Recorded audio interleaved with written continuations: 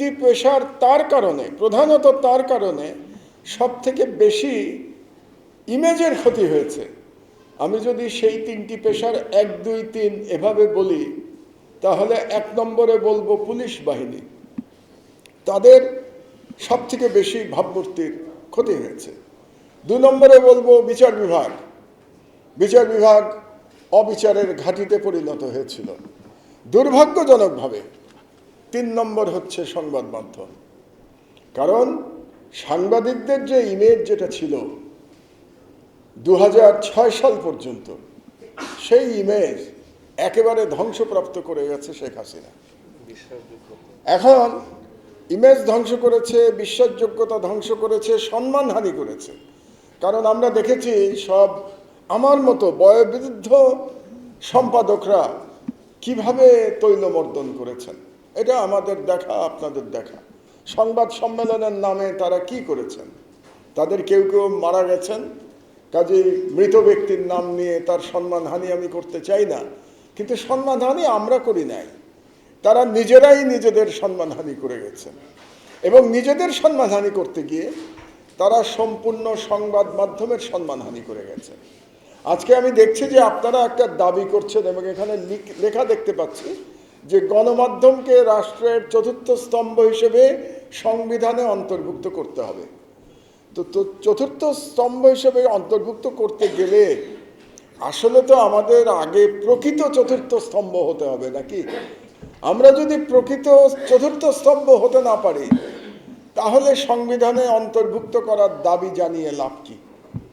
আমরা গত 17 বছর, বিশেষত গত 15 বছরে, 17 বছর বলতে আমি মঈন ফখরুদ্দিনের আমলটাকেও ধরছি, বিশেষ করে 15 বছরে আমরা তো এই 4র্থ স্তম্ভের সব মর্যাদা আমরা নিজেরাই ধ্বংস করেছি। আপনারা হয়তো বলবেন যে আমরা তো তার জন্য দায়ী ছিলাম না, রিপোর্টাররা তো তার জন্য দায়ী ছিল না। আমি একমত আপনাদের জন্য, আপনাদের সঙ্গে, কারণ অধিকাংশ সাংবাদিক সংবাদকর্মীরা এর জন্য দায়ী ছিলেন না। কিন্তু মুষ্টিমেয় যারা দায়ী ছিলেন, তার জন্যে বাস্তবতা হচ্ছে জনগণের কাছে সাংবাদিকের আগের সেই সম্মান নাই। তাহলে এই সম্মানটা আমাদেরকে ফিরিয়ে আনতে হবে। আমাদের লড়াইটা কিন্তু ওই সম্মান ফিরিয়ে আনার জন্যেই। আমি আমার সহকর্মীদের নিয়ে আমার মতো করে কিন্তু এই লড়াই শুরু করেছি। আমার পত্রিকা 4.5 মাস বয়স এখন, মানে নতুন করে পুনঃপ্রকাশিত হওয়ার পরে আমরা কিন্তু চেষ্টা করছি এই লড়াই করতে। যেমন একটা ছোট্ট উদাহরণ দিই, গতকাল আমাদের সংবাদপত্রের যে লিড নিউজ ছিল, তার শিরোনাম ছিল নির্বাচন কমিশন নিয়ে নানা বিতর্ক। তাহলে দেখেন যে এই সরকারের নির্বাচন কমিশন নিয়ে বিতর্কের লিড নিউজ করছি আমরা, মানে আমরা সিগন্যাল দিচ্ছি যে আমরা আমাদের দায়িত্বটা, 4র্থ স্তম্ভের দায়িত্বটা পালন করব। তার আগের গতকাল না, তার আগের বুধবারে আমার যে মন্তব্য প্রতিবেদন আমি প্রতি সপ্তাহে যেটা লিখি, সেটার শিরোনাম ছিল ডক্টর ইউনূস সরকারের উপদেষ্টা সহকারীদের সমাহার। এই হেডিংয়েই বুঝতে পারছেন যে এটা একটা তির্যক হেডিং, এবং তির্যক হেডিংয়ের লক্ষ্যকে ডক্টর ইউনূস সরকার। অথচ এটা ঠিক, ডক্টর ইউনূস সরকার আছে বলেই আমি এখানে বসে আজকে বক্তব্য দিতে পারছি। এই জুলাই বিপ্লব হয়েছিল, যার পরিণতিতে ইউনূস সরকার এসেছিল বলেই আমি আমার নির্বাসিত জীবন থেকে দেশে আসতে পেরেছিলাম। এই সরকার এসেছিল বলেই আমার দেশ আমরা আবার চালু করতে পেরেছি। প্রায় 500 সাংবাদিক বেকার জীবন থেকে 11 বছর পরে তারা আবার কর্মজীবনে ফিরে এসেছেন। এটা জানা সত্ত্বেও আমরা সরকারের যেগুলো ভুলভ্রান্তি, সেগুলোতে ছাড় দিচ্ছি না। এটাই 4র্থ স্তম্ভের দায়িত্ব, এবং এই দায়িত্বটা পালন করতে পারলে যখন আমরা মাথা উঁচু করে দাঁড়াতে পারবো, আমরা এই তেলবাজি বন্ধ করব, সেটা সরকারের হোক কিংবা শক্তিশালী রাজনৈতিক দলের হোক। তেলবাজি কিন্তু অনেক রকম হয়, শক্তিশালী রাজনৈতিক দলেরও একটা তেলবাজি হয়। কারণ সাংবাদিকরা না, মানে যারা মালিক কিংবা যারা সম্পাদক উঁচু পদে থাকেন, তারা চিন্তা করেন ক্ষমতায় যে আসবে তাকে তুষ্ট করা দরকার। এই তুষ্ট করার ইচ্ছাটা যতদিন 4র্থ স্তম্ভে থাকবে, ততদিন আমরা 4র্থ স্তম্ভ হতে পারবো না। তো এটা গুরুত্বপূর্ণ। আর আজকে একটু আলোচনার মধ্যে তার আগে আমি আরেকটা কথা বলে নিই যে সংবাদ মাধ্যমের মানে ভাবমূর্তির কতটা অধপতন হয়েছিল তার একটা এক্সাম্পল আপনাদেরকে অন্য ধরনের এক্সাম্পল দেই। প্রেস কাউন্সিলের কথা আমরা বলেছি, আজকে যিনি সেমিনারের মূল প্রবন্ধ দিয়েছেন তিনি প্রেস কাউন্সিলকে শক্তিশালী করার কথা বলেছিলেন, কিন্তু এই প্রেস কাউন্সিলের সর্বশেষ প্রেসিডেন্ট চেয়ারম্যান কে ছিলেন? নিজামুল হক নাসিম। নিজামুল হক নাসিম কে? বাংলাদেশের বিচার বিভাগের যারা কলঙ্কিত করেছে বিচার বিভাগকে তাদের মধ্যে একজনের নাম নিজামুল হক নাসিম। তো তাকে করা হয়েছিল স্কাই কেলেঙ্কারির খলনায়ক নিজামুল হক নাসিম, তাকে করা হয়েছিল আপনাদের প্রেস কাউন্সিলের চেয়ারম্যান। এটাও তো একটা অপমান সাংবাদিকদের জন্য। নিজামুল হক নাসিম যেটার চেয়ারম্যান হয়, এটা আমি মনে করি এই চেয়ারম্যানের মাধ্যমে আপনাদেরকে অপমান করা হয়েছে। বোঝানো হয়েছিল যে প্রেস কাউন্সিলও শেখ হাসিনার পদলেখী, প্রেস কাউন্সিলকেও করা হয়েছিল শেখ হাসিনার এই যারা তার পদলেহন করতো তার মধ্যে একজন। এই এক্সাম্পলটা দেওয়া দরকার, কারণ এটা একটু মনে রাখা দরকার। আমরা ইতিহাস খুব তাড়াতাড়ি ভুলে যাই, এগুলো ভুলে যাবেন না। তো কাজেই নিজামুল হক নাসিমের মতো লোককে চেয়ারম্যান করে যদি আপনি প্রেস কাউন্সিল করেন তাহলে সেই প্রেস কাউন্সিলের কোনো কার্যকারিতা থাকবে না। এটা নিয়ে আমি কোথাও আপনাদের থেকে আওয়াজ তুলতে শুনি নাই, কেউ বলেন নাই আজ পর্যন্ত। এবং তাকে যখন করা হয়েছিল তখনও আপনারা সাংবাদিকরা প্রতিবাদ করেন না, তো এটা প্রতিবাদ করা দরকার ছিল তখন। আরেকটি কথা একজন আমাদের এক সহকর্মী একটু আগে বলেছেন, নওয়াবকে বলেছেন নবাব। আপনারা ঠিকই বলেছেন, নওয়াব আসলেই নবাব। আমরা সব প্রজা, সংবাদ মাধ্যমে আমরা আর যারা আছি আমরা অচ্যুত, এবং এলিট হলো দুইটা সংগঠন, নওয়াব এবং সম্পাদক পরিষদ। এই দুটো হলো এলিট বাংলাদেশে। আর বাকি সবাই আমরা, বাকি যারা আমরাই তো মেজরিটি, তাদের সংখ্যা আর কত? আমরাই তো 90%। আমরা 90% হলাম অচ্যুত এবং তারা হলো এলিট। তো এখন আমি যে কথাটা বলতে চাই, আমি গর্বিত, আমি গর্ববোধ করি যে আমার দেশ কোনো এলিটের পত্রিকা না, আমার দেশ বাংলাদেশের নিপীড়িত গণমানুষের পত্রিকা। এবং আমার দেশকে আমি বাংলাদেশের গণমানুষের মুখপাত্র হিসেবেই রাখতে চাই। কোন এলিট ক্লাবের সদস্য আমার দেশ কোনোদিন হবে না, আপনাদেরকে জানিয়ে রাখতে হবে। এই যে দুটো এলিট আপনারা বললেন, এই দুটোর সদস্য আমার দেশ কোনোদিন হবে না, কারণ আমরা আমাদের লড়াই ইনশাআল্লাহ অব্যাহত রাখতে। তো কাজেই চতুর্থ স্তম্ভ হওয়ার জন্য ডিআরইউ এর মতো সংগঠন দরকার, ডিআরইউ এর মতো সংগঠনের শক্তিশালী হওয়া দরকার। এই জন্য আমার ছোট ভাই যারা আছেন, এটা যারা চালান, তাদের প্রতি আমার স্বনির্বন্ধ অনুরোধ, আপনারা মেরুদণ্ড সোজা করে স্বাধীনভাবে ডিআরইউ চালান। কোন রাজনৈতিক দল, কোন সরকার ভ্রুকুটিকে আপনারা পরোয়া করবেন না। এবং আপনারা যখন নির্বাচন করবেন, যখন আদর্শ মেনে নির্বাচন করবেন, কোন রাজনৈতিক দলের লেজুর ভিত্তিক নির্বাচন করবেন না। তখনই সাংবাদিকের প্রকৃত স্বাধীনতা আসবে এবং চতুর্থ স্তম্ভ হিসেবে আমরা জীবন অবাক না করলে কে করবে? 28% মিল্ক ফ্যাটের অবাক করার সাথে ফ্রেশ মিল্ক পাউডার। জীবন অবাক করুক প্রতিদিন। দ্বিতীয় কথাটা যেটা আমি বলতে চাই, তাহলে চতুর্থ স্তম্ভ হয়ে উঠতে হলে আমাদেরকে দাবি তোলার আগে আমাদের নিজেদের মাথা উঁচু করে দাঁড়াতে হবে। এবং আমি মনে করি বর্তমান সরকারের সময়কালে, সেই সময়কাল হয়তো আমি ধারণা করছি আর 1 বছর, কারণ ডক্টর ইউনূস বলেছেন যে ডিসেম্বর থেকে জুনের মধ্যে নির্বাচন দেবেন। তো অলরেডি আমরা মে মাসে চলে এসেছি, সুতরাং আমরা 1 বছর মোটামুটি ধরে দিতে পারি। আর এই সরকার, তারপরে রাজনৈতিক সরকার আসবে।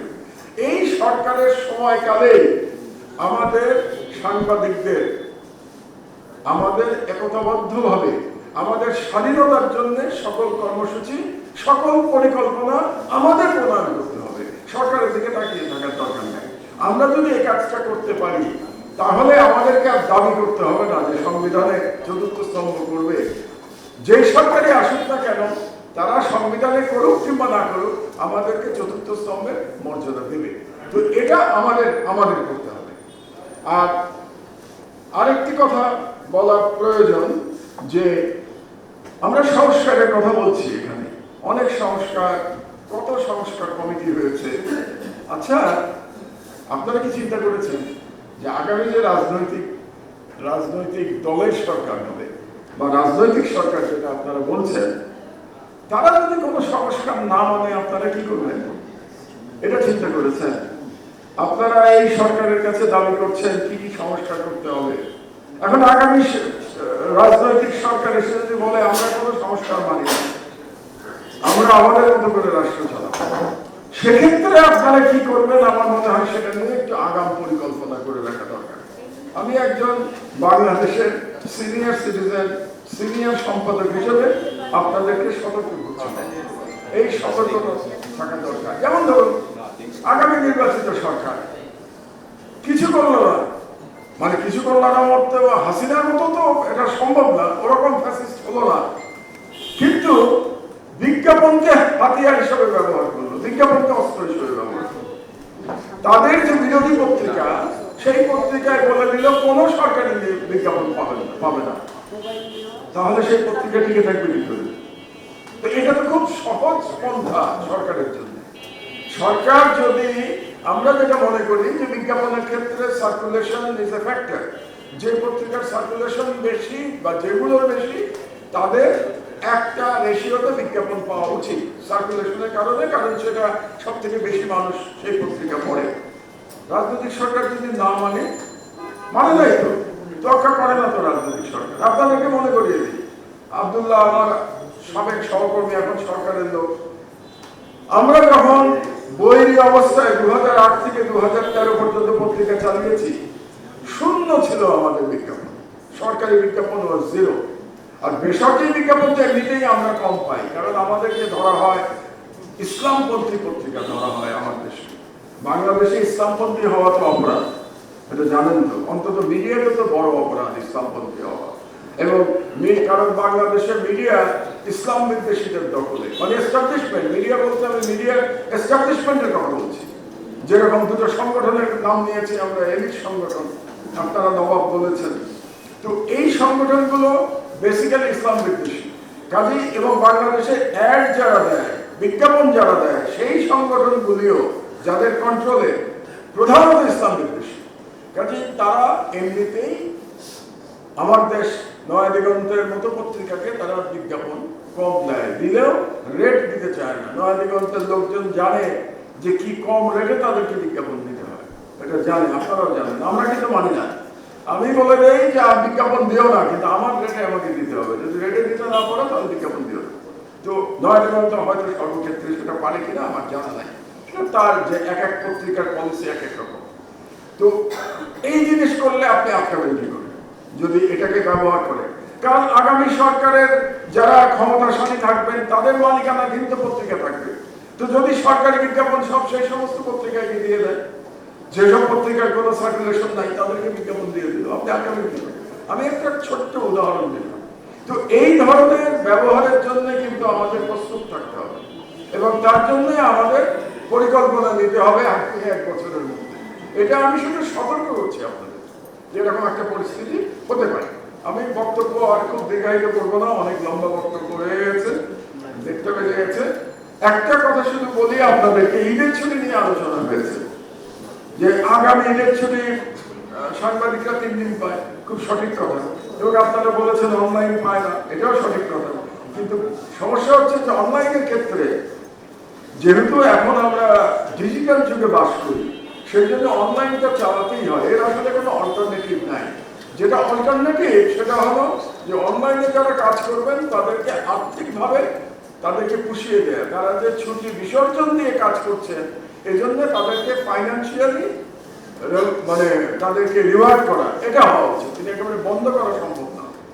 তো আমার হাতে তো ক্ষমতা নাই, কিন্তু আমি আপনাকে বলি, আমার যদি ক্ষমতা থাকতো, একটু আগে আমি আমার সাবেক কলিগ আব্দুল্লাহকে বলছিলাম, তাহলে আগামী যে 10 দিন ছুটি থাকবে সরকারি, আমি অন্তত পক্ষে সাংবাদিকদের জন্য 4 দিন করে দিতাম, যদি আমার ক্ষমতা থাকতো। আমি আজকেই ঘোষণা দিয়ে দিতাম যে 4 দিন ছুটি থাকবে, কিন্তু আমার তো ক্ষমতা নাই। এই সিদ্ধান্ত তো এলিট প্রতিষ্ঠানে, এলিটরা যেটা করবে আপনারা সেটা মানবেন। কিন্তু আমি আবারও বলি, আমার মনে হয় যে অন্তত 4 দিন ছুটি থাকা উচিত সাংবাদিকদের। আর অনলাইনের ক্ষেত্রে তাদেরকে ফাইন্যান্সিয়ালি রিওয়ার্ড করা উচিত। সুতরাং তাদের করতে হবে। এভাবে আমরা আমার মনে হয় পত্রিকার দায়িত্ব রাখতে পারি এবং সাংবাদিকদের সমস্যাও সমাধান করতে পারি। অন্তত 4 দিন, আমি 5 দিন তো হয়তো হবে না, অন্তত 4 দিন না দেওয়ার আমি কোনো যুক্তি খুঁজে পাই না যে কেন 4 দিন সাংবাদিকরা ছুটি পাবেন না, কোনো যুক্তি খুঁজে পাই না। সিদ্ধান্তের জন্য আমাদের অপেক্ষা করতে হবে। তো আমার মনে হয় আজকে যে সেমিনার করা হয়েছে খুবই গুরুত্বপূর্ণ সেমিনার করা হয়েছে এবং ডিআরইউতে এটা করে অত্যন্ত প্রশংসনীয় এবং ডিআরইউর সঙ্গে আরেকটি সংগঠন জড়িত হয়েছেন, প্রশংসনীয় কাজ করেছেন। এই ধরনের পলিসি ভিত্তিক সেমিনার আরো বেশি করে হওয়া উচিত ডিআরইউকে, এবং আমার দেশের যদি কোনো সহযোগিতা আপনাদের লাগে এই ধরনের সেমিনার করতে, আমরা সর্বদা প্রস্তুত থাকবো। তো আপনাদেরকে অসংখ্য ধন্যবাদ আমার বক্তব্য শোনার জন্য। আল্লাহ হাফেজ। স্বাধীন সাংবাদিকতার জয়।